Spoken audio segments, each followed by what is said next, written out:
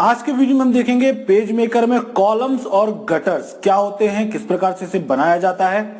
Page maker में समाचार पत्र और ब्रोशर बनाते समय अक्सर हमें कॉलम के उपयोग की आवश्यकता होती है। आप अपने टेक्स्ट ब्लॉक की चौड़ाई सेट करके मैन्युअल रूप से कॉलम बना सकते हैं। तो कॉलम बनाकर इस प्रक्रिया को आसान बनाया जा सकता है। जैसे ही आप पेज मेकर के साथ कॉलम बनाते हैं, गाइड का एक सेट पेज में जुड़ जाता है। जब आप पहली बार अपना दस्तावेज बनाते हैं तो इसका डिफॉल्ट प्रति पेज एक कॉलम होता है।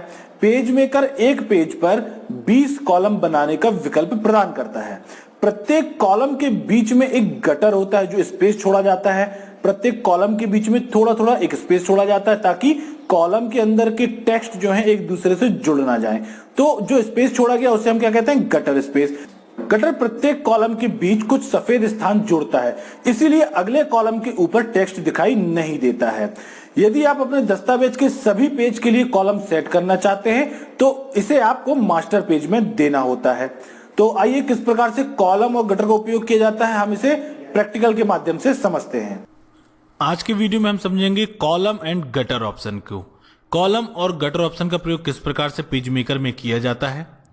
तो आइए सबसे पहले हम देखते हैं कि कॉलम को आप किस प्रकार से अपने पेज में ऐड करेंगे। तो कॉलम लगाने के लिए, जैसा कि अभी आपने थ्योरी में भी आपको बताया, कॉलम लगाने के लिए आपको जाना है कॉलम गाइड ऑप्शन पर, जो कि आपको मिलेगा मेन्यू बार के अंतर्गत आने वाले मेन्यू लेआउट में। लेआउट में आप जाने के बाद जाएंगे कॉलम गाइड पे। कॉलम गाइड पे आपको क्लिक करना है। कॉलम गाइड पे जैसे ही क्लिक करते हो तो एक बॉक्स आपको यहां पर दिखाई देने लगा है।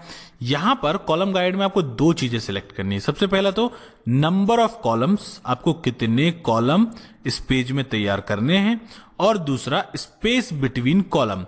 तो ये जो स्पेस बिटवीन कॉलम है इसे ही हम गटर भी कहते हैं।